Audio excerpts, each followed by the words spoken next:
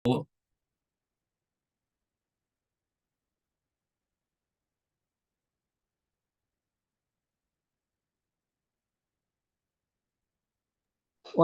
Pak Yud. Waalaikumsalam warahmatullahi wabarakatuh. Ya, Pak Haji.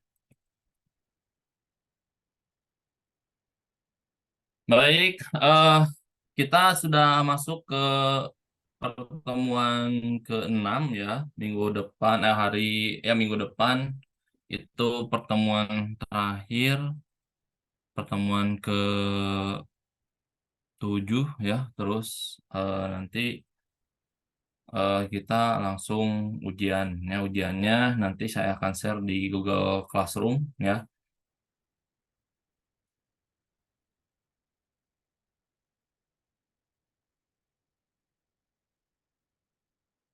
Baik, untuk hari ini yang sudah hadir, siapa ini yang presentasi?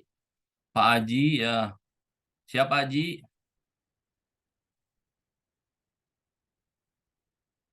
Pak Aji dengan Pak Saipul ya untuk yang hari ini. Siap, insya Allah Pak Yud, saya kirim ke Pak Siap, Yud ya. siap, siap.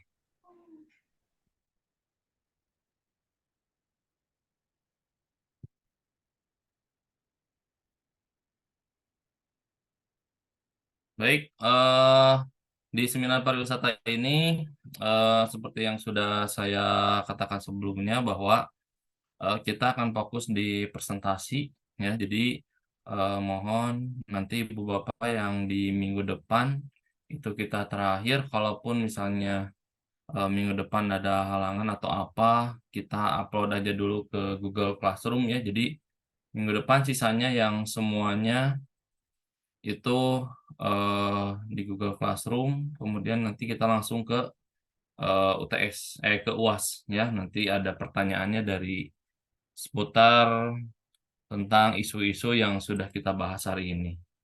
Baik, ini yang Pak Haji ya Pak Haji ya. Pak Haji mau menampilkan sendiri atau mau sama saya?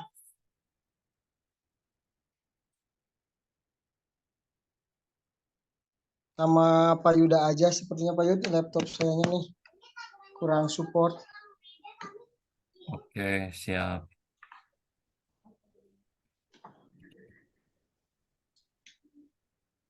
Nanti secara singkat aja ya Pak Haji ya. Baik, baik Pak Yud, saya singkat aja. Nyalain ini, lampu. Oh, ini nyala ya.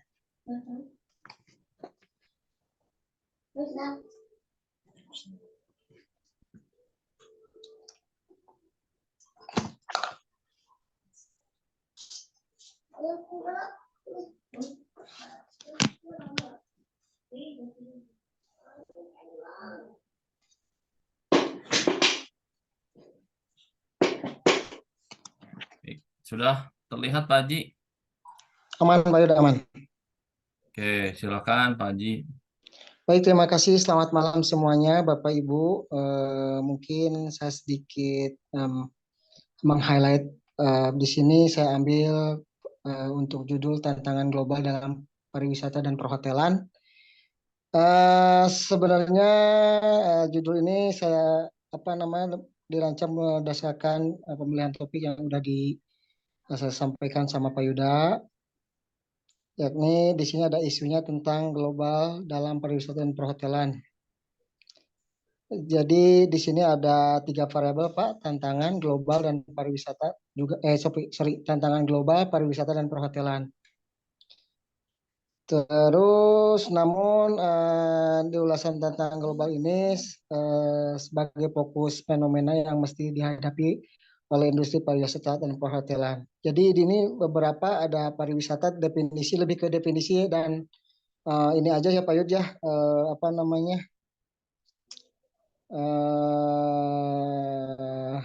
sih ini teh, lebih ke sudut pandang pakar aja ya. Oh iya Pak, Ya, cuman ini ada sumber aja ya. beberapa ya.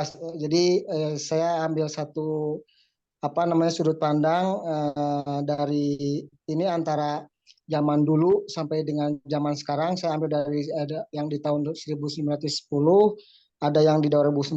Jadi kan ini mungkin ada perbedaan Pak Yu dari segi apa namanya pariwisata dan perhotelannya. Jadi kalau misalkan menurut kata Herman P. Scholar itu kepariwisataan merupakan sejumlah kegiatan terutama yang ada di kaitannya dengan masuknya adanya pendiaman dan bergeraknya orang-orang keluar masuk suatu kota, daerah atau negara. Itu menurut Herman P. Scholar yang disampaikan pada tahun 1910. Lalu di bawah saya ambil dari pahamnya boleh ke bawah aja Pak Yud mungkin karena kalau misalnya saya baca semua agak terlalu banyak. Ini udah Pak Yud. Dari Kuhn Meyers, di sini pariwisata adalah aktivitas perjalanan yang dilakukan untuk sementara waktu dari tempat tinggal semula ke daerah tujuan dengan alasan bukan untuk menetap atau mencari nafkah, melainkan hanya untuk bersenang-senang, memenuhi rasa ingin tahu, menghabiskan waktu senggang atau liburan serta tujuan lainnya. Mungkin kalau yang saya tanggap dari yang Peaceful tadi yang tahun 1910 itu lebih ke apa namanya lebih ke kalau sekarang kan bahasanya udah healing ya Pak, udah lebih ke modernisasi lah ya. Jadi bahasa-bahasa seperti ini mungkin ini yang menjadi perbedaan antara tahun dahulu sama tahun sekarang. Dan ini ada beberapa faktor kepariwisataan. Eh, Faktor ini sangat penting. Pengertian kepariwisataan di atas mengacu pada perjalanan itu dilakukan untuk sementara waktu. Perjalanan itu dilakukan dari suatu tempat ke tempat lain. Segala bentuk perjalanan harus dikaitkan dengan rekreasi. Pak. Orang yang melakukan perjalanan tersebut tidak mencari nafkah di tempat yang dikunjunginya dan semata-mata sebagai konsumen di tempat tersebut. Di sini ada komponen pariwisata juga. Ini apa saya langsung ke permasalahan global aja Pak Yud. Karena beberapa itu saya tafsirannya perwisatanya ada, perhotelannya ada, cuman lebih ke permasalahannya aja paling. Baik, Pak. Yang ini ya, Pak ya. Ya, untuk tantangan global ini kan di era sekarang itu era disrupsi ya Pak Yud ya. Pada prinsipnya sebuah penemuan baru teknologi terbarukan akan membantu manusia untuk melakukan pekerjaannya menjadi lebih baik. Dan dengan hasil lebih baik, penggunaan penemuan teknologi ini dalam aktivitas produksi manusia ini yang melanjutnya akan disebut sebagai kemajuan. Kemajuan ini tentu saja akan mengubah cara lama selama ini yang digunakan, digantikan dengan cara-cara baru berbasis penemuan teknologi tersebut, sehingga menciptakan perubahan dalam suatu tatanan sistem sebuah produksi, perubahan besar yang diakibatkan sebuah inovasi, itulah disrupsi. Jadi kalau saya tanggap dari apa namanya era disrupsi ini memang dulu itu ya jarang banget yang namanya internet, makanya kenapa dulu itu mungkin lagu-lagu barat lebih populer karena mereka menguasai internet ya Pak, menguasai media, sedangkan dulu orang kita cuma sekedar penikmat aja. Jadi sekarang itu semuanya merata Pak di era globalisasi ini. Jadi semua orang berhak mengeksplor semua kemampuannya, baik itu secara pribadi, kelompok ataupun secara apa namanya menyeluruh ya Pak ya. Jadi kita aja sekarang di era globalisasi ini, dulu mungkin dangdut itu hanya didengar di Indonesia aja karena kita bosen ya. Sekarang Adi Astrid aja udah nyampe ke Jepang Pak. Jepang malah apa namanya dia udah terkenal di Jepang gitu. Bukan mungkin dangdut di Jepang ini sangat apa namanya baru dan ternyata itu sukses dilakukan di sana Pak. Terus kata kunci globalisasi, inovasi teknologi, komunikasi transportasi dan perdagangan internasional, dunia terintegrasi, ketegangan budaya, kultur shock ya ini juga sama. Jadi kenapa Pak Jokowi ini sekarang kalau misalkan ke luar negeri dia memakai baju adat istiadat itu karena dia itu mungkin karena ini global ya Pak, jadi dia pengen memperkenalkan kepada dunia itu bahwasannya kita itu punya sesuatu yang beda dari yang lainnya seperti itu Pak. Terus di sini ada permasalahan yang lainnya yaitu ketidaksetaraan ekonomi, ketimpangan akses informasi yang menyebabkan kesenjangan pendidikan yang berimbas pada kesenjangan ekonomi. Ini juga sama ya di zaman sekarang itu yang apa namanya yang maju semakin maju, yang kadang yang rendah semakin rendah, kadang ya karena mungkin karena apa namanya adanya kesenjangan, ketimpangan akses juga. gitu Pak. Terus perusahaan multinasional menghasilkan ketimpangan sosial dan mendapatkan mana perusahaan naik Pak. Sip.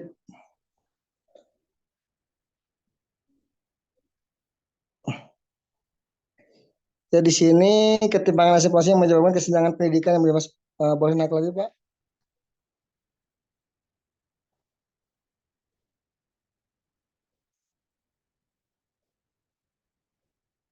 Yang ini Pak Haji. Ya, ya betul.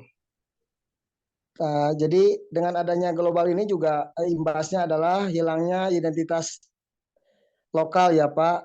Jadi selain daripada persaingan secara global juga kita sebenarnya kehilangan hilangnya identitas. Contohnya di sini hegemonia budaya global yang dibawa media massa, ekspansi budaya, perbedaan nilai-nilai dan norma sosial di bawah arus globalisasi mengakibatkan ketegangan dengan budaya lokal. Pertukaran gagasan secara global dapat menghasilkan pergeseran nilai tradisional dan memicu ketegangan antara generasi dan antar kelompok. Ini sangat sangat berbeda Pak di zaman globalisasi ini. Itu masalah lingkungan. Di sini juga eksploitasi alam yang tidak bertanggung jawab membuat keberlangsungan ekosistem alam menjadi terancam yang memicu perubahan iklim dan kerusakan alam seperti deforestasi, polusi air, tanah, dan udara yang saat ini juga banyaknya mungkin yang dulunya zona hijau yang sekarang kan banyak dibuat wisata-wisata ataupun misalkan tempat rekreasi juga Pak, itu juga mengakibatkan ya salah satu bentuk masalah lingkungan. Terus perubahan dalam lingkungan kerja, kemajuan teknologi yang memudahkan pekerjaan manusia dapat menggantikan tugas manusia dengan teknologi sehingga mengancam mata pencaharian masyarakat. Akibatnya kesempatan kerja semakin sulit dikarenakan tuntutan kualifikasi pekerjaan yang semakin membutuhkan keterampilan khusus. Ini juga berkaitan dengan yang sudah disampaikan minggu lalu sama Pak Budi, Pak Budi ya Pak. Minggu lalu tuh yang disampaikan juga bahwasanya kalau di hotel itu check-in check-out udah menggunakan akses sendiri dengan sistem mesin Pak. Jadi nggak mesti harus ke Apple lagi. Jadi mungkin kalau di Bandung ini yang saya tahu itu Ibis City Center ya. City Center itu udah menggunakan hal seperti itu Pak. Jadi dia mengurangi jumlah karyawan yang dan sekarang juga beberapa posisi yang tadinya dihuni sama apa namanya orang per orang akhirnya bisa dikuasai dari satu orang menjadi dua pekerjaan. Itu juga sangat mempengaruhi terhadap perubahan dalam lingkungan kerja Pak.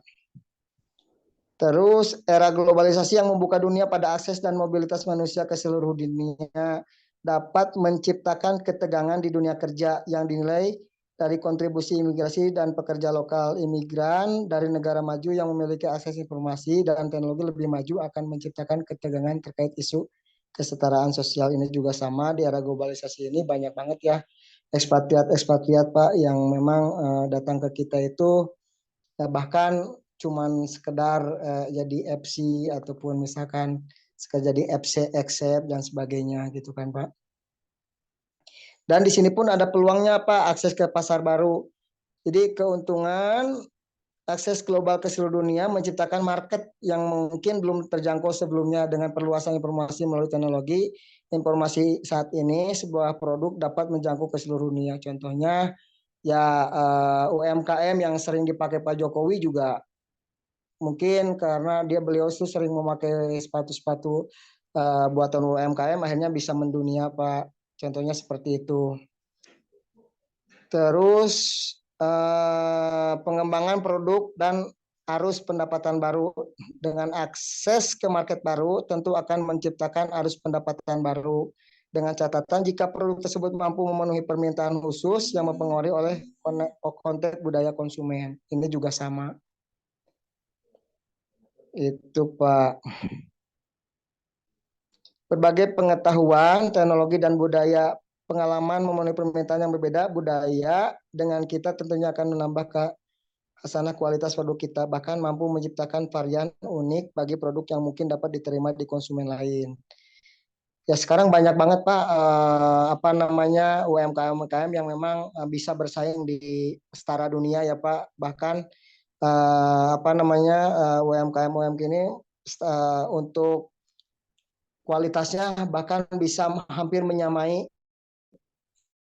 dengan apa namanya dengan produk yang internasional yang sudah ada sejak dulu mungkin Pak. Seperti itu. Di sini juga pengembangan standar universal, pengalaman pelaku kerjasama internasional dapat bermanfaat menjadi sebuah pengetahuan untuk distandarisasi dan dibagikan bagi siapapun yang berminat melakukan kerjasama lintas negara. Terus di sini deglobalisasi dan deglobalisasi sebagai aktor lintas negara saling terhubung satu sama lain dan berbagai proses interaksi sosial ekonomi dapat dilaksanakan hingga melewati batas garis geografis manapun ya. Jadi globalisasi ini tidak hanya menyasar pada fenomena di sektor ekonomi tetapi juga pada aspek-aspek sosial lainnya Pak. Terlepas dari tidak meratanya distribusi kesejahteraan dan konsekuensi ekologi di tengah dunia yang semakin terhubung, sebagai kritik dari fenomena ini, dampak dari globalisasi nyatanya juga muncul sebagai peluang dan efek positif dari sudut pandang pertumbuhan ekonomi serta peningkatan standar hidup masyarakat. Akan tetapi sebagai kejadian di kancah politik internasional beberapa tahun belakangan dipandang oleh beberapa ahli di bidang ilmu sosial sebagai antitesis nyata di globalisasi itu sendiri, Pak. Bahkan Anthony Giddens dalam bukunya berjudul The Consequence of Modernity menyebutkan bahwa kebangkitan nasionalisme dan menguatnya keutamaan identitas lokal adalah fenomena yang berseberangan dengan semangat interkoneksitas. Itu beberapa pandangannya Pak. Ini juga sama, ini lebih ke jadi metode yang saya ambil ini lebih ke metode penelitian kualitatif Pak, yang menjelaskan beberapa fenomena. Penelitian kualitatif adalah jenis penelitian yang menghasilkan penemuan-penemuan baru yang tidak dapat dicapai dengan menggunakan prosedur-prosedur statistik atau dengan cara kuantitatif lainnya. Strauss de Corbin merinci bahwa penelitian kualitatif dapat digunakan untuk meneliti kehidupan masyarakat, sejarah, tingkah laku, fungsionalisasi organisasi, gerakan sosial, atau hubungan kekerabatan. Creswell tahun 1998 mendefinisikan pendekatan kualitatif sebagai suatu proses penelitian dan pemahaman yang berdasarkan pada metodologi yang menyelidiki suatu fenomena sosial dan masalah manusia pada pendekatan ini, Pak. Jadi jenis penelitian studi kasusnya di sini. Penelitian studi kasus adalah studi yang mengeksplorasi suatu masalah dengan batasan terperinci, memiliki pengembalian data yang mendalam, dan menyertakan berbagai sumber informasi. Pengembalian data yang mendalam. Penelitian ini merupakan suatu model penelitian kualitatif yang terperinci tentang individu atau suatu unit sosial tertentu selama kurun waktu tertentu secara mendalam. Studi kasus ini merupakan suatu modal yang bersifat komprehensif, intens, terperinci, dan mendalam, serta lebih diarahkan sebagai upaya untuk menelaah masalah-masalah atau fenomena-fenomena yang bersifat kontemporer. Hendiansa 2010, sementara Incolin dan Guba 1985 menyebutkan bahwa studi kasus adalah penelitian yang mendalam dan mendetail tentang segala sesuatu yang berhubungan dengan subjek penelitian. Dalam hal ini, peneliti menggali suatu fenomena tertentu atau kasus dalam suatu waktu dan kegiatan, program, event, proses, institusi, atau kelompok sosial, serta mengumpulkan informasi secara terinci dan mendalam dengan menggunakan berbagai prosedur dan pengumpulan data selama periode tertentu. Itu aja sih paling Pak. Ya, sikap sebagai penulis ya dengan rencana penelitian berjudul globalisasi dalam pariwisata dan perhotelan ini, penulis juga berasumsi metode penelitian kualitatif mampu membahas fenomena distribusi yang telah melanda berbagai sektor industri, salah satunya industri pariwisata dan perhotelan. Permasalahan yang timbul dari era disrupsi teknologi mempengaruhi keputusan penulis untuk memilih metode penelitian kualitatif. Itu aja sih Pak studi kasusnya Pak. Baik, siap Pak Haji. Terima kasih Pak. Ini tuh judulnya deglobalisasi apa ya? Iya, Atau sebenarnya itu tantangan deglobalisasi. global? Judulnya di sininya tantangan global, tapi Iya di ya, sininya deglobalisasi gitu. iya ya, sorry sorry sorry. Itu masuk nggak sih Pak? Nggak apa-apa sih Pak, sama aja. Oh, Cuman masuk. ini menurut pandangan Pak Haji nih tentang Hmm, globalisasi ya, yang ada di industri pariwisata dan perhotelan, apalagi menyangkut tentang ekspat-ekspat yang memang bisa menduduki beberapa posisi. Apalagi kalau hotel-hotel chain kan, tuh, ya kan ya, itu mereka ekspat-ekspat itu ada di top level gitu kan. Nah, betul. apakah SDM kita itu menurut Pak Haji ya, menurut pandangan Pak Ya, Haji ya, ya. yang sudah ada di top level untuk di perhotelan, apakah SDM kita itu bisa bersaing dengan mereka, apalagi ataupun ya mengikuti ritme kerja mereka gitu. Karena kan yang ada di pikiran kita ya selalu bahwa yang namanya orang Eropa atau orang Amerika itu lebih superior gitu kan. Nah, menurut pandangan Pak Haji seperti apa? Menurut pandangan saya pribadi ini sangat bisa, Pak, sangat bisa sekali. Apalagi di zaman globalisasi ini teknologi semakin canggih, apapun kita bisa gali ya, Pak. Apalagi ilmu pengetahuan tentang pariwisata dan perhotelan. Bahkan sekarang itu kita cuman karena memang kadang paham di bahasa Inggris aja sih di bahasa Inggris, tapi secara ilmu mah kita juga dari pengalaman nggak mungkin jauh ya, karena perhotelan itu sama aja sih sepertinya. Karena SOP itu nggak jauh dari kebiasaan sehari-hari, Pak. Cuman ya mungkin secara pemikiran juga kita sebenarnya dengan pengalaman yang jauh sebelumnya kita lalui ya juga nggak ada perubahan sih, lebih ke perubahannya lebih ke kayak sekarang, lebih ke globalisasi, lebih ke apa namanya internet dan sebagainya gitu loh. Cuman secara cara atau pengerjaan tuh ya mungkin sekarang ditambah dengan equipment atau yang lebih canggih, intinya sih seperti itu Pak. Tapi kalau secara apa namanya persaingan, saya pikir kita sangat siap sebenarnya dari sifat dari apa namanya dari cara kerja, mungkin dari kualitas.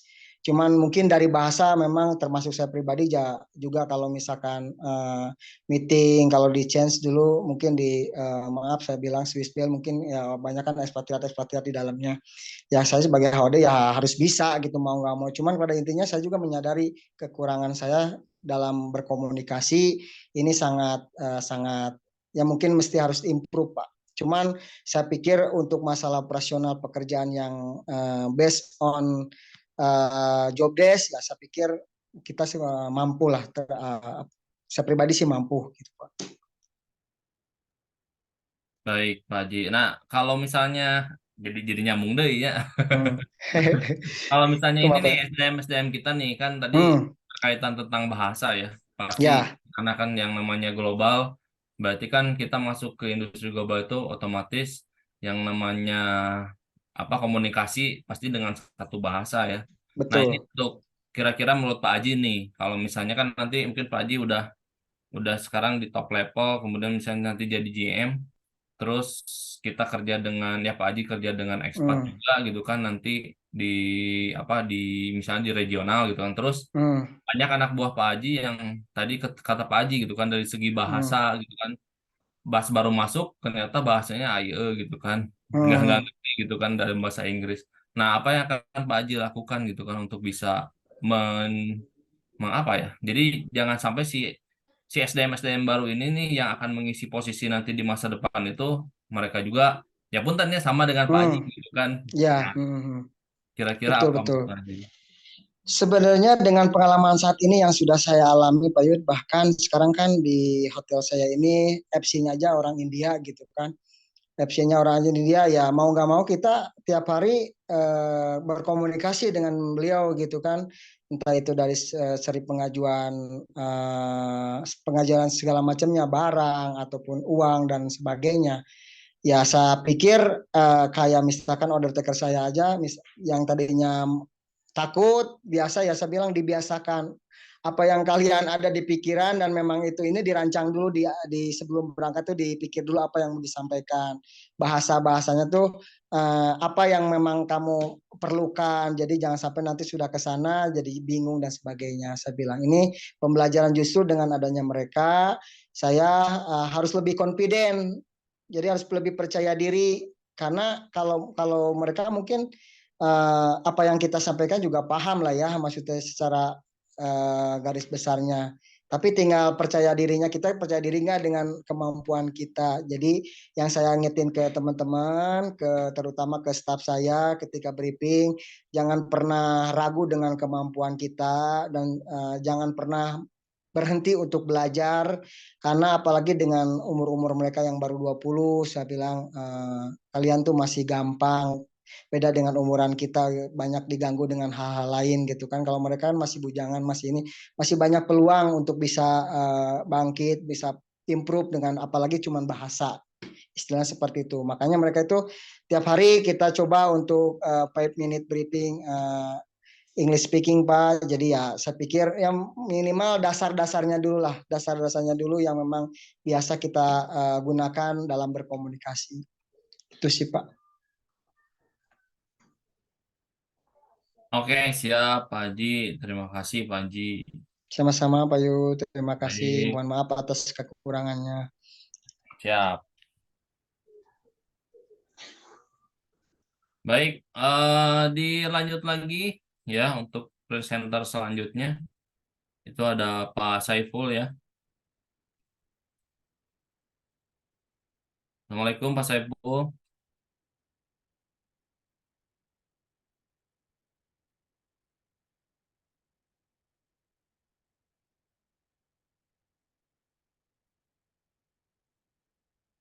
Halo Pak Saiful.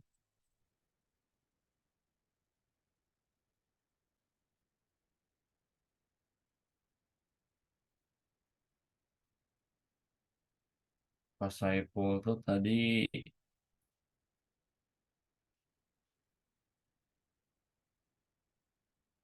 oh sambil kerja Pak Saiful juga sama.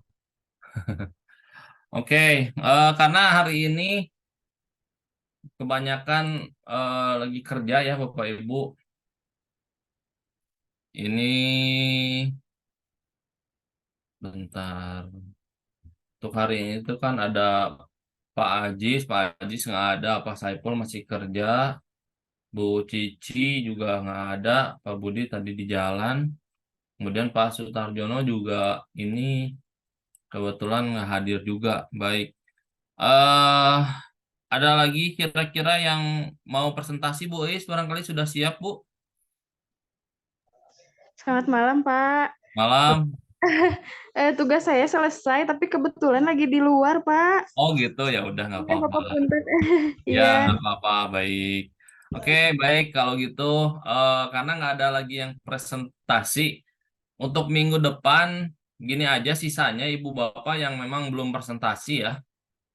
Saya akan coba, ini sebagai penilaian saya nanti di UAS, kita akan coba masukkan dulu ke Google Classroom aja ya, Bapak Ibu. Apakah sudah punya semuanya Google Classroom-nya? Sudah diinstal maksudnya? Belum, Pak. Belum ya. Jadi kalau yang sudah itu nanti tinggal sebentar ya. Saya coba ini dulu. Saya buka dulu. Yang Teams itu udah enggak ya, Pak? Yang Teams kita nggak bisa akses lagi, Pak. Nanti kita ganti aja ke yang lebih gampang, Pak. Ternyata itu lebih ribet.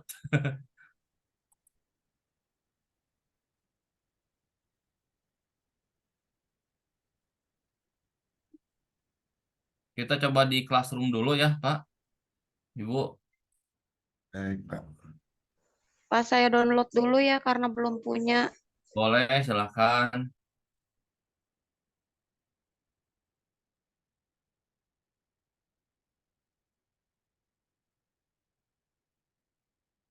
Nah, ini Classroom-nya sudah saya sediakan.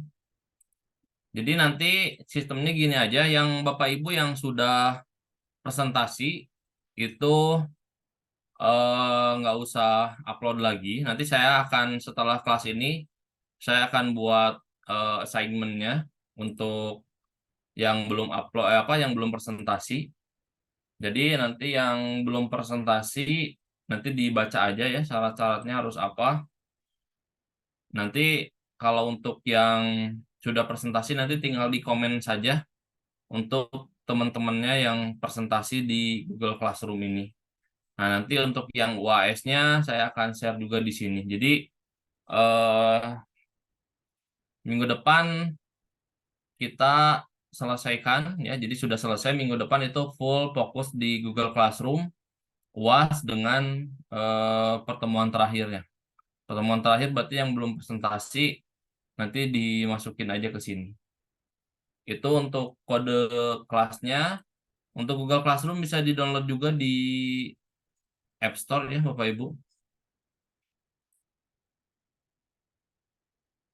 Kalau nggak di Play Store juga bisa kalau yang pakai Android.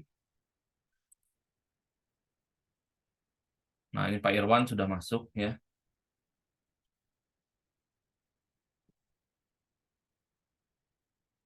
Jadi mungkin untuk kedepannya kalau misalnya nanti juga pembimbing dengan saya coba maksimalkan juga di sini.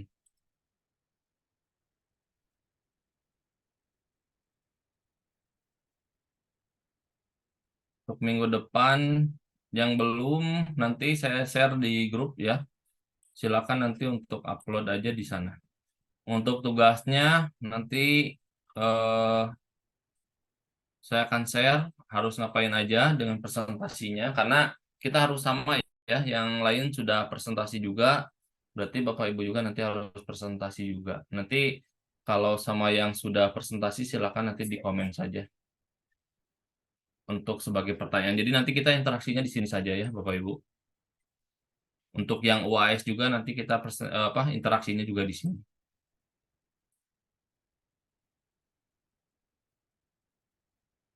Kalau tadi susah, misalnya masuk ke itunya, tinggal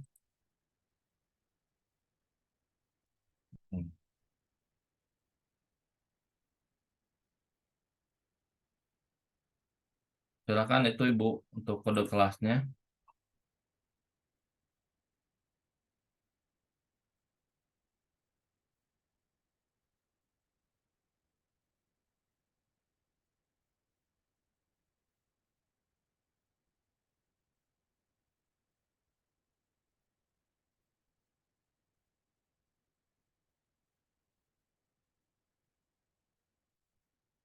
Baik, mungkin segitu aja dulu Bapak Ibu untuk malam ini. Kira-kira ada pertanyaan?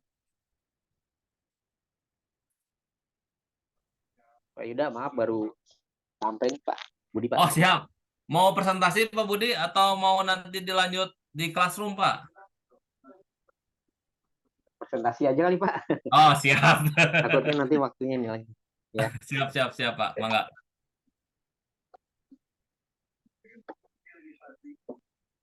bisa dibantu ini Pak. Boleh Pak. Saya pakai handphone soalnya Pak. Boleh dikirim saja Pak.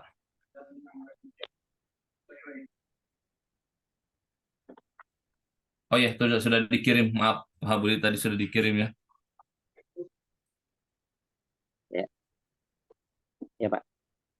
Bentar Pak.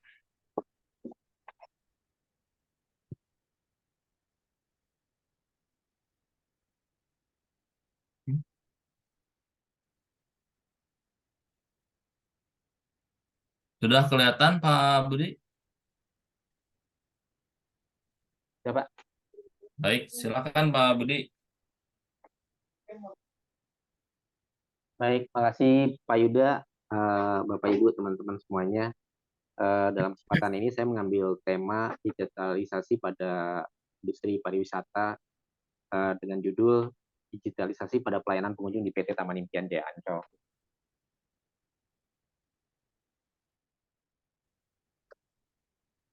Kemudian terkait sama abstraknya, di era modern saat ini, digitalisasi merupakan salah satu perubahan yang harus mulai diterapkan supaya bisnis yang dijalankan tidak akan tertinggal oleh kompetitor khususnya. Kemudian digitalisasi dapat berupa proses konversi dari teknologi analog ke digital, kemudian mengubah interaksi, komunikasi, fungsi, dan model bisnis menjadi lebih digital, dan atau proses perpindahan suatu model bisnis ke arah digital. Kemudian di Taman Impian Jaya Ancol melakukan proses digitalisasi antara lain digital signage, information terkait status wahana, warawiri map, face recognition, annual pass, ancol.com, dan kioski. Digitalisasi dilakukan guna meningkatkan kinerja operasi dalam rangka efisiensi, perubahan model bisnis, dan inovasi.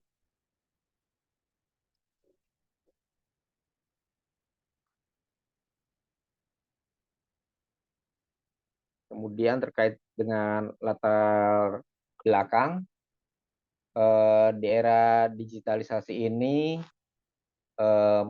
tren masyarakat berubah dengan sangat cepat dikarenakan mudahnya akses dalam mencari informasi. Bidang pariwisata sebagai salah satu industri yang perkembangannya pesat terus berubah mengikuti tren yang sedang berlangsung. Sektor pariwisata butuh untuk beradaptasi dengan cepat terhadap lingkungan dan persaingan yang ketat. Ini dalam Gajes Dosik 2018. Salah satu yang mendorong digitalisasi ialah faktor perkembangan teknologi. Hal ini menyebabkan perubahan perilaku konsumen yang menginginkan pelayanan yang lebih cepat dan efisien. Taman Impian Jaya Ancol sebagai salah satu tempat rekreasi terbesar di Indonesia terus melakukan inovasi, salah satunya digitalisasi. Digitalisasi dilakukan untuk meningkatkan kepuasan pengunjung dalam pelayanan saat berrekreasi. Kemudian digitalisasi juga mempermudah pengunjung dalam mendapatkan pelayanan.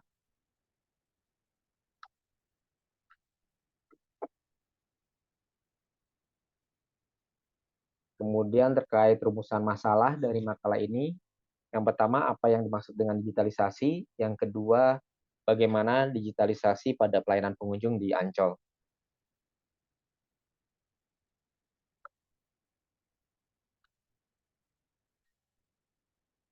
Kemudian tujuan penelitian dalam makalah ini adalah untuk mengetahui definisi dari digitalisasi, yang kedua untuk mengetahui digitalisasi pada pelayanan pengunjung di Ancol.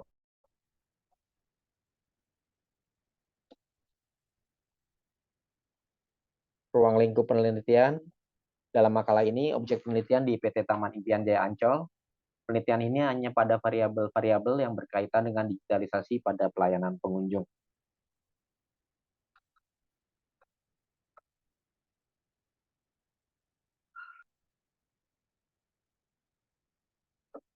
Kemudian terkait tujuan pustaka, pengertian digitalisasi menurut beberapa sumber. Yang pertama, Heriana DKK 2023, digitalisasi adalah suatu proses konversi dari teknologi analog ke teknologi digital atau penggunaan teknologi dan data digital untuk meningkatkan kinerja, efisiensi, dan model bisnis. Kemudian berikutnya, di Fastava 2017, digitalisasi adalah mengubah interaksi, komunikasi, fungsi, dan model bisnis menjadi lebih digital. Digitalisasi bertujuan mengurangi pengeluaran biaya dengan melakukan pengoptimalan proses internal. Kemudian, Ikan dan Brem dalam Heriana DKK 2023, digitalisasi adalah proses perpindahan suatu model bisnis ke arah digital dengan penggunaan teknologi digital.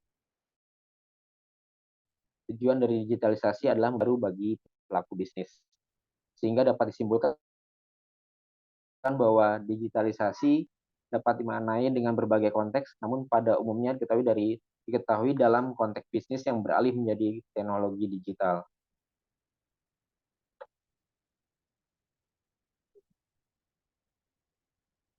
Ini terkait dengan diskusi beberapa contoh digitalisasi yang sudah dilakukan di Ancol yang merupakan proses konversi dari teknologi analog ke teknologi digital.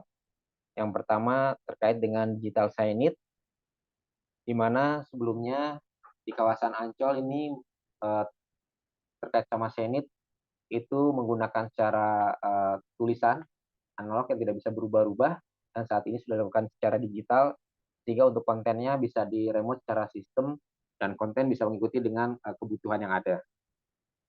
Kemudian berikutnya terkait status wahana, website status wahana diperuntukkan di depan Ancol untuk memberikan informasi kepada pengunjung terkait jam operasi dari suatu wahana, kemudian status apakah wahana itu beroperasi atau tidak, kemudian juga terkait dengan lama waktu antrian yang ada di masing-masing wahana. Jadi ini bisa update setiap saat, sehingga pengunjung bisa mengetahui status dari masing-masing wahana. Berikut juga dengan status wahana itu apakah ada jalur fast track atau tidak. Selanjutnya,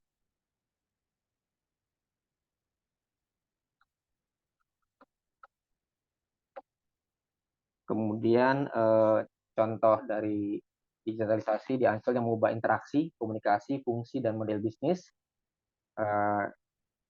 Yang pertama, Warawiri Map. Jadi Warawiri Map ini merupakan apps untuk memberikan informasi kepada pengunjung terkait dengan posisi keberadaan bis Warawiri beserta waktu tunggunya. Jadi pengunjung bisa mengetahui berapa lama lagi bis Warawiri akan sampai di halte yang saat itu dia berada. Kemudian berikutnya terkait dengan face recognition annual pass. Ini merupakan sistem autentikasi data biometrik dengan mencocokkan wajah seseorang dengan banyak gambar digital yang ada. Face recognition ini diperuntukkan bagi pengunjung annual pass yang registrasinya menggunakan e-card.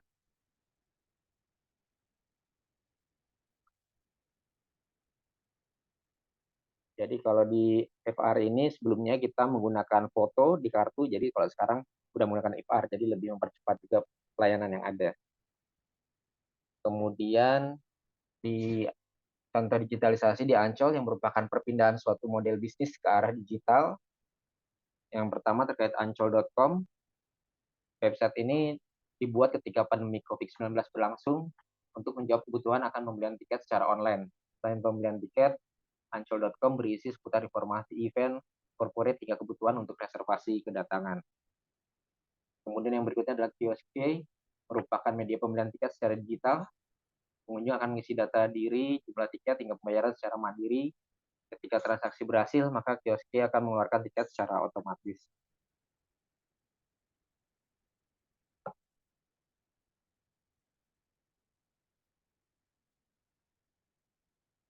Terkait dengan daftar pustaka, yang pertama, Get the Sick Thomas 2018, Smart Tourism, Concept and Insight from Central Europe, Test Journal of Tourism volume 1, kemudian Heriana Nono DKK 2023, UMKM dalam digitalisasi nasional, Cendekia Mulia Mandiri, kemudian Suwantoro Gamal 2004, Dasar-dasar pariwisata, penerbitan di Yogyakarta, kemudian Sivastafa 2017, Digital Disruption is Redefining the Customer Experience, Digital Transformation Approach of the Communication Service Providers, Telkom Business Review. Demikian Pak Yuda dan Bapak Ibu semuanya. Terima kasih. Baik, terima kasih Pak Budi. Sangat menarik sekali Pak. Tadi ternyata memang banyak sekali inovasi-inovasi yang bisa dilakukan ya Pak ya di dalam bidang pariwisata ini, khususnya di Tempak, yang mana tadi saya lihat juga apa sangat luar biasa meningkatkan efisiensi bagi pengunjung. Nah, saya mau nanyain ini Pak tentang kalau adopsi digital ini, apakah data yang sudah yang sudah Bapak dapat selama ini itu menunjukkan ke arah positif atau bagaimana Pak untuk pemanfaatan digitalnya gitu kan? Apakah secara operasional juga efisien atau seperti apa Pak? Pastinya sih positif dan efisiensi Pak Yuda. Contohnya misalnya kayak digital signage gitu ya. Kalau selama ini misalnya kita ada kebutuhan untuk event-event rombongan atau event konser, kita harus buat secara manual menggunakan papan signage gitu ya. Jadi hari weekend ini misalnya kita buat menulis gitu, event apa, konser apa, atau jalur-jalur rombongan, misalnya ada rombongan gerak jalan atau sepeda gitu ya, komunitas. Kita harus buat nama perusahaannya, jalurnya kemana, lokasinya di mana. Tapi dengan digital signage ini kita bisa langsung cantumkan di situ gitu, konten apa aja bisa kita muat di sana gitu ya. Termasuk konten-konten promosi sekalipun bisa kita muat di sana gitu. Kemudian kalau status wahana, selama ini kita buat di antrian-antrian itu antri dari sini sekian menit, antri dari sini sekian menit. Sementara pengunjung kalau nggak mendekati wahananya nggak tahu kalau dia mau ke Halilintar kira-kira berapa menit dia butuh waktu untuk mengantri saat ini gitu ya. Hmm. Tapi dengan adanya status wahana ini di beberapa kawasan, di semua kawasan gitu ya, pengunjung bisa melihat di area-area publik di kawasan itu, oh kalau dia mau ke Halilintar, saat ini antrinya bisa 1 jam misalnya seperti itu Pak. Jadi lebih mudah. Dan juga dia bisa tahu, oh wahana saat ini ternyata sedang servis rutin gitu ya. Karena Ya, ada beberapa wahana tidak bisa jalan selama 12 jam, tapi harus ada break untuk kita pengecekan. Jadi dia bisa, oh saat ini wahana tersebut sedang dalam pengecekan, membutuhkan waktu 30 menit misalnya seperti itu. Jadi sangat-sangat hmm, lebih efisien sih Pak. Belum kalau kayak tadi ya kioske dan lain-lain juga itu secara tenaga manpower juga kita bisa lebih efisien di ya situ betul. karena fungsi-fungsi penjualan sales di jalur dan lain-lain itu lebih efisien sih Pak. Pak Yuda. Baik. Nah, berarti kalau yang punten, Pak, Sama juga kalau yang status wahana ini berarti si pengunjung itu pada saat ditempel apa di apa diberikan informasinya itu di dekat wahananya gitu kan. Statusnya berapa lama gitu ya, kan. ya. Kalau ini kan dari websitenya ya Pak ya. Atau dia bisa juga melalui website Pak. Jadi selain dia bisa melihat di website kita, dia juga bisa melihat di layar-layar monitor yang Hmm. tersebar di area depan Pak. Oh, Jadi kalau dia lagi jalan-jalan baik atau ke baik. area food court atau ke area Hmm. untuk istirahat, dia bisa melihat di monitor atau dia mendownload dari membuka dari website yang ada. Baik baik Pak. Dan ini Ya, juga ini kayak luar biasa warawiri sekali. sih sebelumnya Ya. kita belum ada ini. Iya, Hmm. pengunjung nunggu berapa menit lagi sih bis datang gitu. Kalau sekarang dia bisa lihat ya dari situ. Hmm. Hmm. Selain dia bisa ini Berarti dari apps-nya atau dia melihat monitor yang ada di halte Pak. Jadi di halte memang ada monitor. oh iya. Ya ya. Baik baik. Kalau Berarti yang langsung kanan nih Pak, kalau hmm. face recognition itu ya Pak.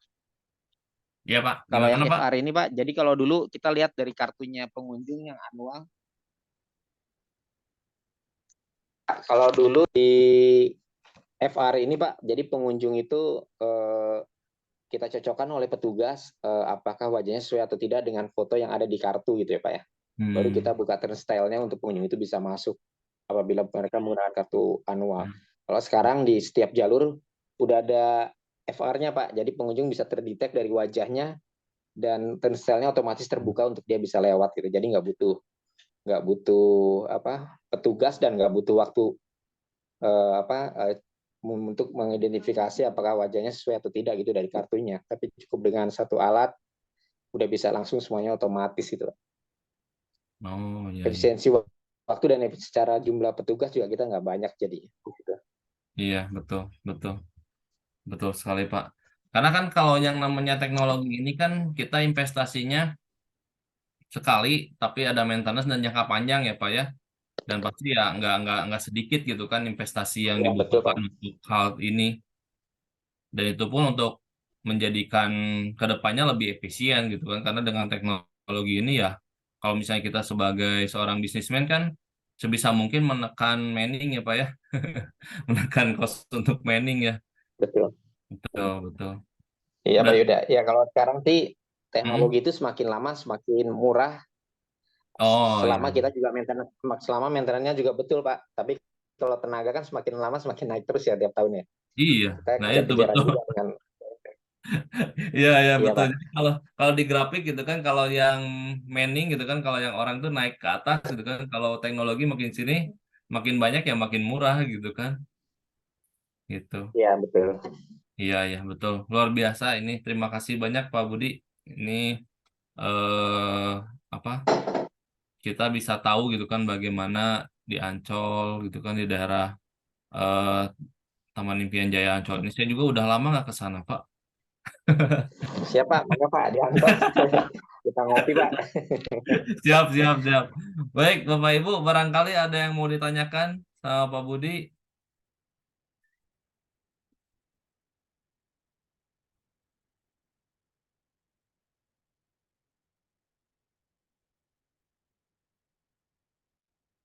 Baik, kalau nggak ada, eh, terima kasih banyak Pak Budi untuk presentasinya.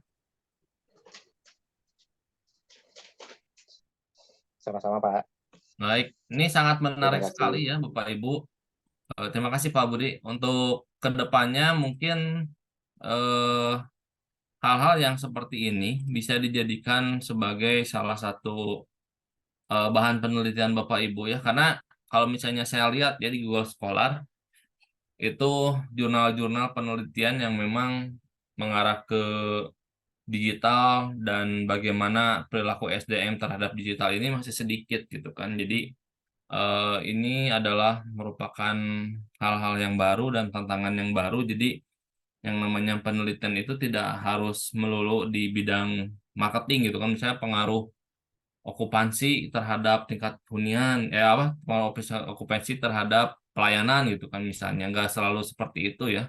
Contohnya seperti yang sudah Bapak Ibu paparkan di beberapa presentasi Bapak Ibu itu luar biasa ya. Jadi topiknya saya kasih, tapi Bapak Ibu bisa mengembangkan lagi dengan kemasan-kemasan yang sangat menarik gitu kan. Mudah-mudahan nanti yang dari D3 ataupun yang dari SMA ke depannya pada saat tugas akhir ataupun skripsi bisa memberikan judul-judul yang menarik yang bisa nanti kita dokumentasikan dalam sebuah jurnal ya dan tentunya harus dipublikasikan di baik itu di publikasi jurnal ya ataupun publikasi jurnal di universitas ataupun publikasi jurnal nanti di Google Scholar gitu. Baik, karena sudah tidak ada lagi Pak Saipul, saya panggil lagi Pak Saipul. Nah, ada ya Pak Irwan, masih di jalan Pak? Ya Pak, baru sampai Pak. Baru sampai. Pak Irwan belum presentasi ya? Kemarin Ya, sudah saya kirim ke Pak Yuda. mau dipresentasikan sekarang atau mau di classroom, Pak? Classroom kapan tuh Pak? Classroom nanti minggu depan sih, 1 minggu aja. Itu sama UAS nanti saya masukin di sana. Oh, Gimana, nggak Pak? apa-apa Pak. Kalau sekarang boleh. Boleh Kalau sekarang ya. Biar udah sekalian agak ya, Pak Irwan ya. santai. Ya.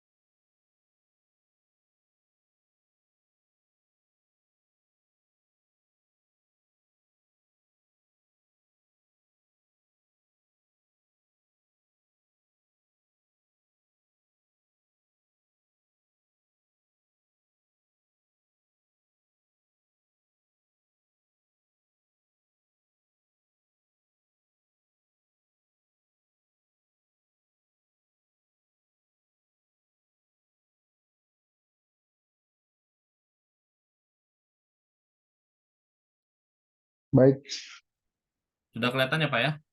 sudah Pak. Terima kasih Pak Yuda. Selamat malam Bapak Ibu semuanya.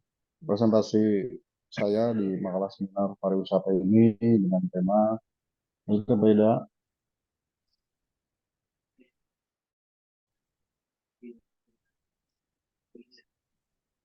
Ya, ini adalah Yang inovasi mana, Pak? teknologi. Oh, ini ya. Ya, lanjut. Ya, inovasi teknologi dalam pariwisata dan perhotelan. Itu Pak Ida. Baik, eh, Bapak Ibu semua, tentu kita tahu di dalam era yang terus berkembang, ya, pesat sekali perubahan teknologi ini menjadi pilar utama dalam transformasi industri, termasuk sektor pariwisata dan perhotelan. Inovasi teknologi telah memainkan peran sentral dalam mengubah cara kita menjelajahi dunia dan pengalaman kita di berbagai destinasi. Tentunya ini juga kita sudah sepakat beberapa pembahasan kita juga mengenai kemajuan teknologi saat ini yang bisa mendefinisikan ulang dinamika wisata dan layanan perhotelan, terutama di pariwisata dan perhotelan. Dalam pemahaman yang dalam tentang bagaimana inovasi teknologi meresap dalam inti industri pariwisata dan perhotelan, kita mengungkap dunia yang terus berubah dan menawarkan pengalaman yang lebih personal, efisien, dan tak terlupakan bagi para pelancong serta tamu hotel. Nah, itu Pak Yuda. Latar belakangnya, inovasi teknologi pariwisata perhotelan penting dan menarik karena berdampak langsung pada pengalaman wisatawan, efisiensi operasional, dan kontribusi terhadap pertumbuhan ekonomi. Teknologi memainkan peran kunci dalam mempengaruhi perilaku wisatawan, mulai dari perencanaan perjalanan hingga berbagi pengalaman melalui perangkat digital. Di sektor perhotelan itu sendiri, transformasi digital dan inovasi teknologi membutuhkan peningkatan efisiensi operasional, pelayanan yang lebih cepat, dan pengalaman tamu yang lebih baik. Selain itu, inovasi teknologi juga berkontribusi pada praktik ramah lingkungan dan keberlanjutan di sektor pariwisata dan perhotelan. Dengan adopsi inovasi teknologi, hotel dapat tetap bersaing dan memberikan layanan unggul bagi para tamu, sementara sektor pariwisata dapat terus berkembang dan memberikan kontribusi yang signifikan terhadap pertumbuhan ekonomi. Oleh karena itu, penting untuk terus mengikuti perkembangan teknologi dan menerapkan inovasi-inovasi yang terbaru guna memastikan keberlanjutan dan daya saing di pariwisata dan perhotelan. Nah, kita rumusan masalah. Jadi, bagaimana perubahan perilaku wisatawan terlihat seiring berkembangnya teknologi digital dan kegunaan perangkat mobile dalam perencanaan perjalanan, saat dalam perjalanan dan setelah perjalanan, bagaimana teknologi membantu hotel dalam mengatasi tantangan keamanan data tamu dan menjaga keberlangsungan hotel, bagaimana peran teknologi dalam peningkatan efisiensi operasional hotel seperti manajemen inventaris dan pengelolaan sumber daya manusia, apakah ada peluang dan ancaman bagi hotel dan pariwisata dalam adopsi teknologi ramah lingkungan seperti kecerdasan buatan dan layanan yang disarankan sebagai keberlanjutan.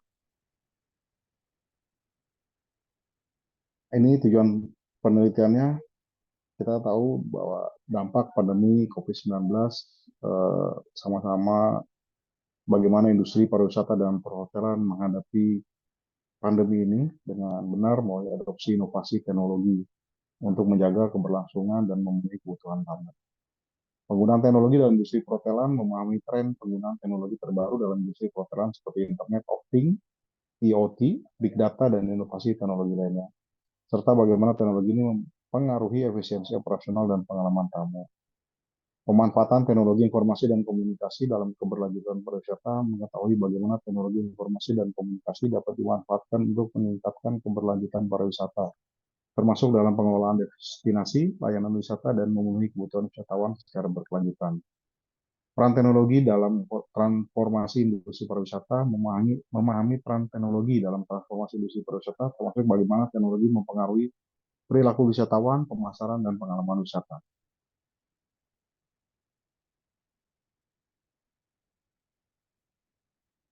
Dampak dan tren teknologi terbaru dalam industri perhotelan meliputi inovasi teknologi terbaru yang telah diterapkan dalam industri perhotelan seperti Internet of Things, IoT, dan Big Data, serta dampaknya terhadap efisiensi operasional dan pengalaman tamu. Pengaruh perubahan perilaku wisatawan terhadap adopsi teknologi, meneliti bagaimana perubahan perilaku wisatawan, terutama dalam penggunaan perangkat digital, mempengaruhi adopsi teknologi dan sektor pariwisata dan perhotelan.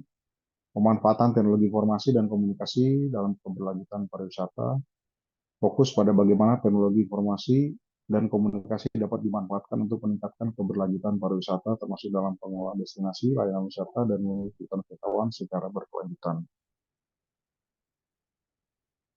Baik, tinjauan pustaka, tentunya tadi juga ada beberapa yang disampaikan dari Google Scholar, kita juga ada Teknologi dan Tourism Opportunity of Challenge, Zheng Xiang dan Daniel Erzheimer. Buku ini membahas peran teknologi informasi dalam industri pariwisata, menyoroti dampak teknologi terhadap perilaku konsumen, pemasaran, dan pengelolaan destinasi. Informasi dan Communication Technology and Tourism oleh Springer, jurnal ini menghadirkan serangkaian makalah dari para ahli tentang bagaimana teknologi informasi dan komunikasi mengubah industri pariwisata dari berbagai sudut pandang. The Rockford Handbook of Tourism of Hospitality Education oleh Diana Dredge, David Arey, dan Roger Gross. Buku ini referensi mencakup bab-bab yang relevan tentang penggunaan teknologi dalam pendidikan pariwisata dan perhotelan serta dampaknya pada industri. Hospitality Information Technology, Learning How to Use It oleh James A. Smith. Buku ini mengeksplorasi penerapan teknologi informasi dalam industri perhotelan, membahas strategi penggunaan teknologi untuk meningkatkan layanan dan efisiensi operasional. Digital Marketing in Tourism Industry oleh Julia Beck, ini fokus pada pemasaran digital dalam industri pariwisata. Buku ini banyak bahas bagaimana teknologi telah mengubah cara destinasi mempromosikan diri dan berinteraksi dengan wisatawan. Baik, dari hasil penelitian inovasi teknologi dan pariwisata menunjukkan adanya tren teknologi terbaru seperti yang sudah kita ketahui, seperti Internet of Things dan Big Data, serta dampaknya terhadap efisiensi operasional dan pengalaman tamu. Selain itu, penelitian juga menyertai penerapan inovasi teknologi informasi dan komunikasi dalam keberlanjutan pariwisata sebagai solusi terbaik bagi semua pihak. Selain itu, penerapan teknologi baru dalam industri pariwisata juga menunjukkan manfaat dalam meningkatkan efisiensi operasional, perlindungan dan keamanan data, serta pengurangan dampak lingkungan. Dengan adanya inovasi teknologi, hotel dapat tetap bersaing dan memberikan yang unggul bagi para tamu yang datang.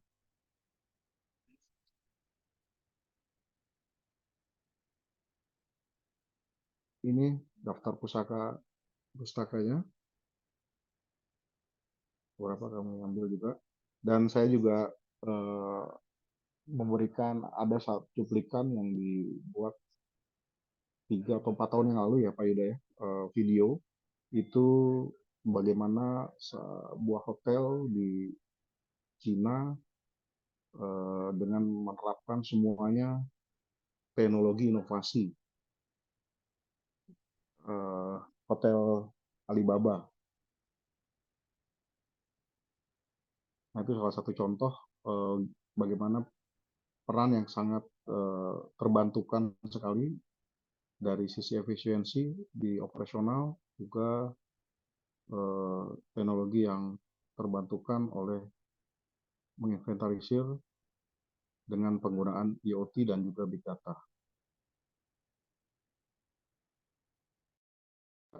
Pak Yuda mungkin bisa sebagai sampel aja. Di mana, Pak? Gimana, Pak Irwan? Sudah saya kirim juga videonya. Oh, sebentar. Bisa. Oh iya, yang ini ya. Iya.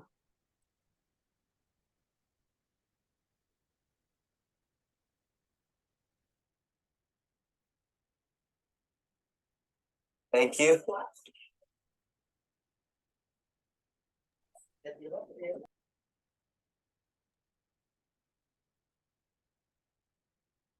Yang ini ya, Pak ya? Iya, betul. Something very strange about saying thank you to a robot. You probably know Alibaba for its e-commerce platforms, but the Chinese tech company is branching out. It's aggressively testing and implementing tech concepts that span from retail to restaurants and even hotels. It should open with facial recognition. Let's see. I've come to Alibaba's futuristic Fly Zoo Hotel, which is a stone's throw away from its headquarters in Hangzhou, and almost everything you can imagine here is automated. I'm not sure if this is cool or creepy.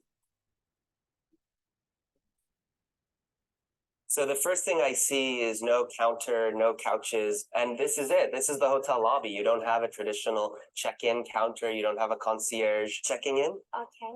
Foreigners will check in here. A staff will come up and assist. But for Chinese nationals, they'll check in on the kiosks, or they can just check in on their phone if they actually have the app of the hotel. She's going to take my picture so that I'll be able to open the door and get access around the hotel. Okay. That's it? Just like that? How do I remember, what was my room number again? I'll take a picture so I can remember my room number. Just you tell guests to open the door, it's okay. Okay, thank you. I feel a little bit lost without a key card or a receipt or anything like that. To access my floor, I have to scan my face in the elevator and again at my door to access my room. Just like that, I enter my room.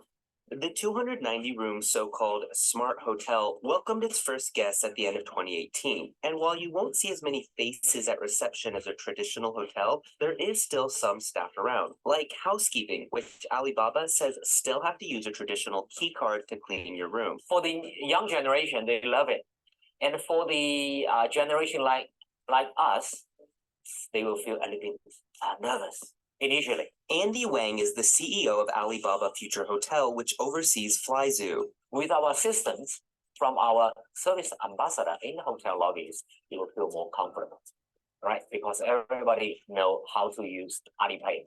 Everybody knows how to use the mobile smartphone. But the idea here isn't for Alibaba to open its own hotels. It's using FlyZoo to develop technologies it can sell to existing hotel chains. One of its partners is Marriott International, the company behind Marriott, Ritz-Carlton, St. Regis, W, and more. No one would say, I'd like to go to the front desk and do more, right? Peggy Fang Ro is the Chief Sales and Marketing Officer for Asia Pacific at Marriott International. It's getting good traction, but still, there are still steps in that check-in process that require you to stop by the front desk. So we haven't eliminated it completely, but when we do, I think people will, adapt to it quite quickly. She says some of Marriott's properties in China could be eliminating the front desk check-in process soon.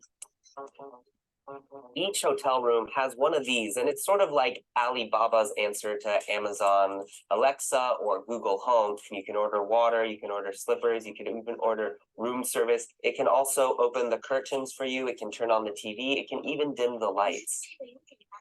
T-Mile Genie.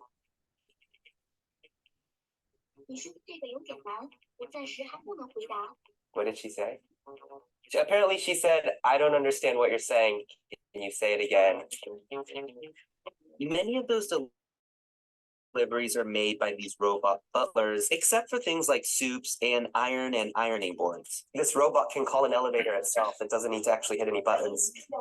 And there it goes. Forget about your traditional hotel vending machine. Here you open up the Alipay app, you scan the QR code, and then it unlocks. And so let's say I grab this drink, and within seconds, the app recognizes the product that I picked up from this refrigerator, and it's charged me. This is what's called Future Fitness Center. To enter, again, facial recognition.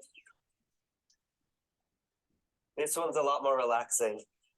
The hospitality industry is one of the world's top creating job sectors. So does that mean hotels will one day be staffless? Do you think that guests will miss interacting with humans? No, never.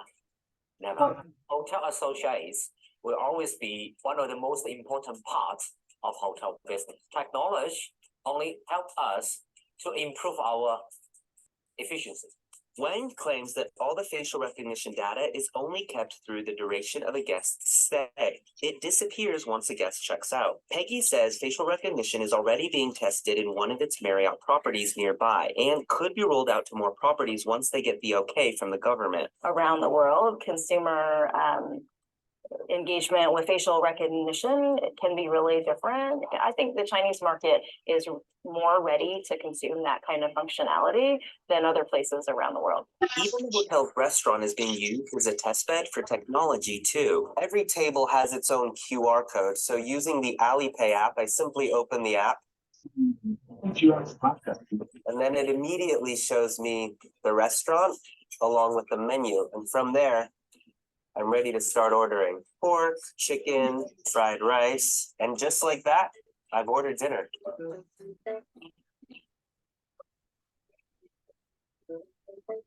You found me.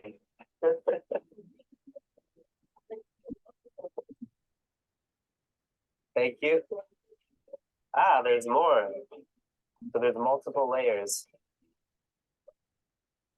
A staff member just served this lotus root, and when I asked why not the robot, he said, well, the steam is time sensitive, so it had to get from the kitchen to the table quite quickly. I've come to the bar here at Fly Zoo Hotel where once again I'm greeted with a QR code here at the table.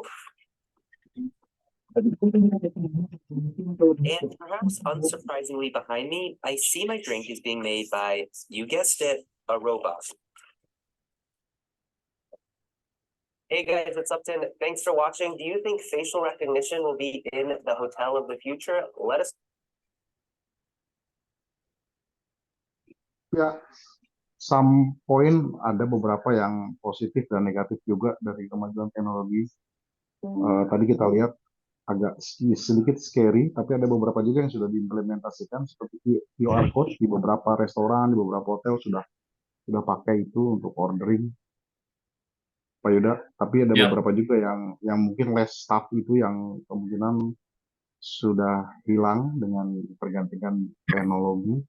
Iya, Dan betul tidak Pak. ada lagi rasa empati, human being serve, ya itu sih ada positif dan negatif. Baik. Ini sangat menarik juga ya Pak Irwan. Ini kalau nggak salah tahun 2019-2018-an ya videonya tuh kalau nggak salah. Betul. Saya juga sempat menemukan Formula One itu, hotel Formula One, sama satu lagi di Inggris gitu. Kalau di Inggris sih lebih ke dia dari room divisionnya aja sih, mulai dari check-in kemudian sampai ke kamarnya mereka otomatis semuanya. Nah, kalau menurut Pak Irwan nih, sepengetahuan Pak Irwan, di Indonesia ada nggak Pak yang seperti itu? Dan kira-kira apakah bisa diimplementasikan dengan behavior tamu kita yang di Indonesia? Di Jakarta saya sempat searching sudah ada satu hotel sih. Saya lupa nama hotelnya, cuman saya kemarin dapat informasi, saya belum sempat ke sana. Tapi lebih ke seperti tadi dibilang sama di Cina tadi, lebih ke behavior for young generation. Mungkin buat anak-anak muda dia lebih ter-challenge ya. Tapi kalau buat orang yang sudah old school, mungkin dia harus lebih banyak. Karena buat anak-anak mungkin yang lebih muda, yang generation Z, dia yang sudah terbiasa dengan gadget segala macam, dia mungkin lebih senang Iya. dengan adanya teknologi terbantukan seperti itu. Tapi buat yang generasi orang tua, kadang-kadang nggak mau complicated ya, Iya, boleh iya. dibilang seperti itu. Ada sih, nanti saya mungkin kalau kesempatan saya akan share juga nanti. Ada di salah satu hotel di Jakarta yang sudah hampir menerapkan teknologi di semua aspek di hotelnya. Baik, siap Pak Irwan. Berarti kayaknya kalau di Indonesia masih lama ya Pak ya, kalau mau ke arah situ ya. Kemungkinan ya tergantung juga dari infrastruktur juga sih. Iya sih. Mungkin kalau sudah ya teknologi kita sebenarnya bisa di satu sisi mempermudah semuanya, tapi di satu sisi lain ya itu tadi dengan adanya teknologi terbarukan seperti itu, inovasi segala macam, ya itu tentunya kan ada cost juga di sana, invest dengan teknologi. Baik, siap Pak Irwan. Terima kasih banyak Pak Irwan untuk presentasinya. Sama-sama Pak Ida. Siap. Baik Bapak Ibu, karena waktu sudah menunjukkan jam 9 lebih ya. Jadi nanti sisanya Bapak Ibu yang belum upload atau yang belum presentasi, nanti presentasinya di Google Classroom ya. Nanti saya akan beritahu untuk tugasnya seperti apa dan lain-lainnya, dan juga UAS juga nanti kita akan coba di sana ya. Jadi ini pertemuan terakhir kita tatap muka melalui Zoom ya. Untuk kedepannya 2 kali pertemuan lagi, 1 kali sih ya untuk perkuliahan, 1 lagi untuk UAS. Itu nanti kita ketemu di Classroom. Saya akan komentar dan juga nanti teman-teman juga nanti berkomentar juga di sana. Kita interaksinya secara di LMS ya, di Learning Management System. Jadi biar nanti terukur juga. Baik, untuk malam ini saya ucapkan terima kasih. Wabillahi taufiq wal hidayah. Wassalamualaikum warahmatullahi wabarakatuh. Waalaikumsalam. Terima kasih. Baik, Waalaikumsalam. Atur Terima Pak kasih Pak Guido, Ido. Pak Dayana, mangga. Ya.